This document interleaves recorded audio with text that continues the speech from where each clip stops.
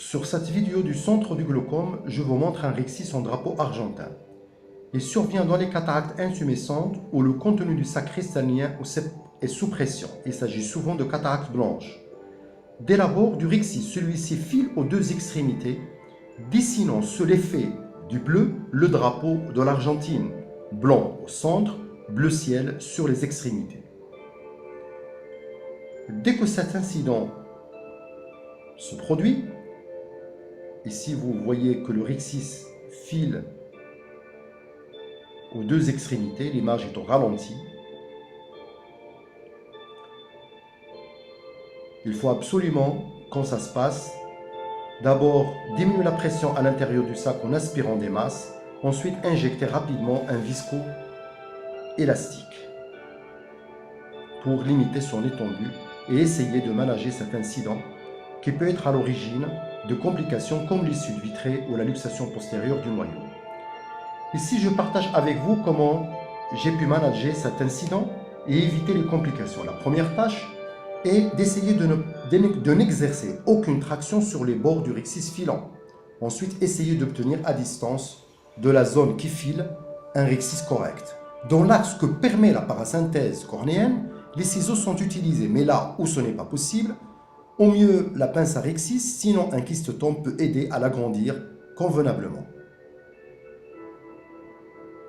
L'étape suivante, après avoir agrandi convenablement ce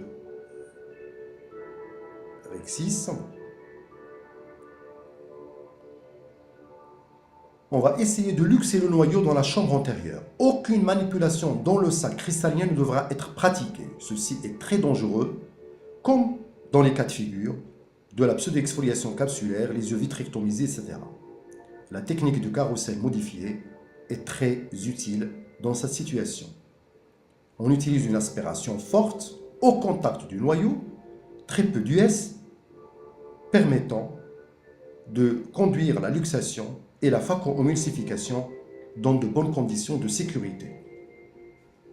Ensuite, l'aspiration des masses cristalliniennes devra être soigneuse, se pratiquer loin des berges du rhexis qui file, ne pas attraper par inadvertance un bord de la capsule et risquer de prolonger la déchirure capsulaire vers la partie postérieure.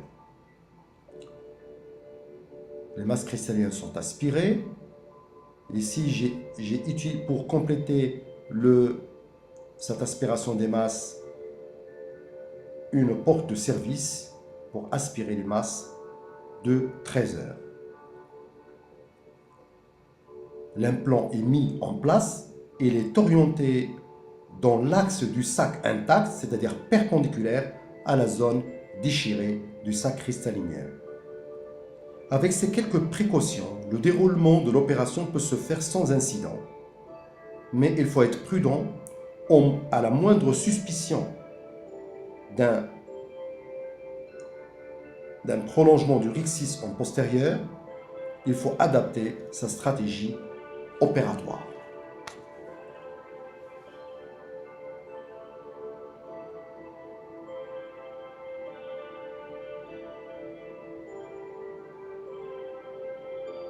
Bien sûr, en fin d'intervention chirurgicale, on aspire le produit viscoélastique,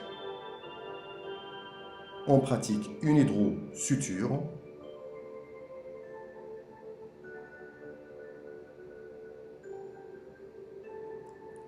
on injecte l'antibiotique,